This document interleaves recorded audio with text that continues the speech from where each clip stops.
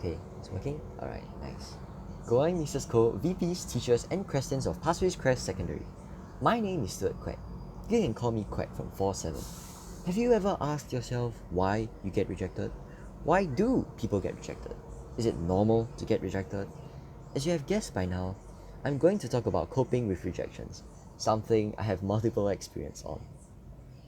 In my presentation, I will run down with you all what are rejections, what is the problem that we face, methods of coping with rejections, and finally, end the presentation. Before I start, here's a quote. What doesn't kill you makes you stronger, from someone famous. I don't know who, but that's not the important part. But what does this quote actually mean? To put it simply, it just means resilience. You need to be a spring and bounce back up when you get wrecked by life.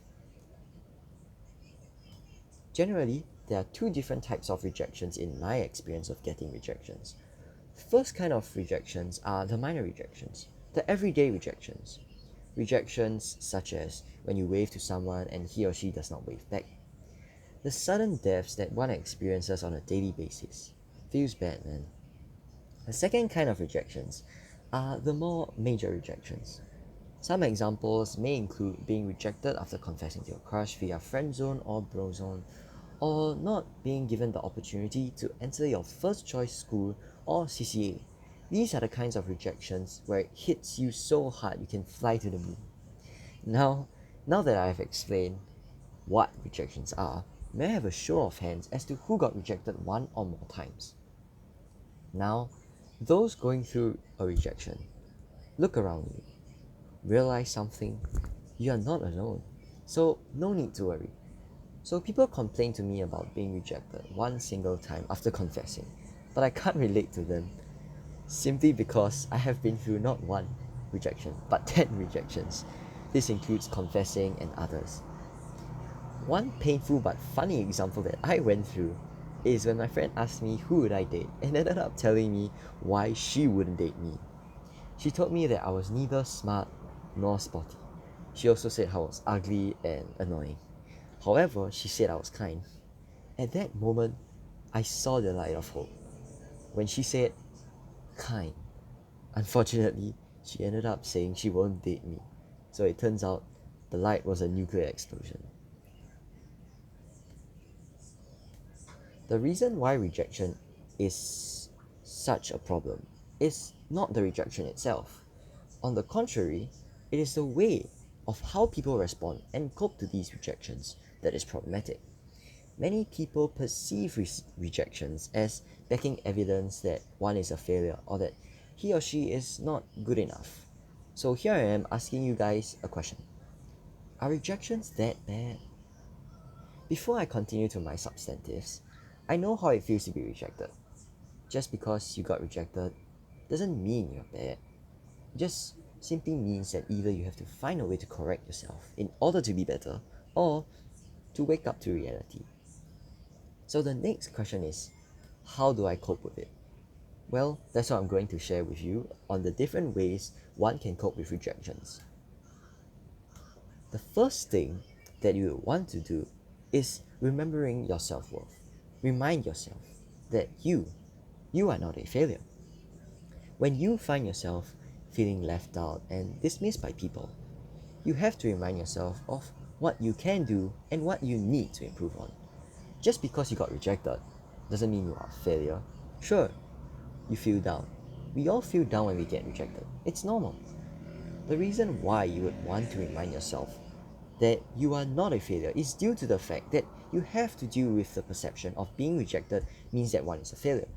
If you tell yourself that you are not a failure, slowly you'll get to not believe the negative connotations associated with rejections. It all starts with one person, and sooner or later, if everyone does this, people will realize that getting rejected doesn't necessarily mean you have failed. The next thing that you would essentially want to do when you are going through a rejection is to find friends or anyone that has a positive influence towards you. When I say positive influence, what I mean is that you would want to have someone that you can talk to and share about your hardships with them. What I like to believe is that you live in a world, a country, a community, a society, a family. So why not talk to them and share what's on your mind? I used to bottle up all my feelings of regret and remorse to myself. Well, it didn't end well. Let me share with you a story. When I got rejected for the first time in my life, the feeling hurts, but I didn't want to tell anyone as I didn't want to trouble or bother anyone with my problems. As a result, I bottled up all of my thoughts and feelings, not sharing with anyone else. I used this method of treatment as a solution. Unfortunately, one day everything just spilled out and I couldn't control my emotions anymore. I started to act harshly towards other people who didn't do anything wrong. So the moral of the story is to not bottle up feelings. Share how you feel. Unless you want to explode all of a sudden like a shuttle volcano. Pure jock students get what I'm saying. Finally, this is the most important step. The step to re-evaluate yourself. All the previous methods are talking about coping with rejections short term, but this method copes with rejections in the long run. What exactly do I mean by self re-evaluation? You could ask yourself simple questions like, why did this happen to me? Or what could have been done to prevent this rejection from happening? What I would suggest is to pen down all these questions and write down your answers. Writing down your thoughts enables you to see the bigger picture and assess the situation at hand.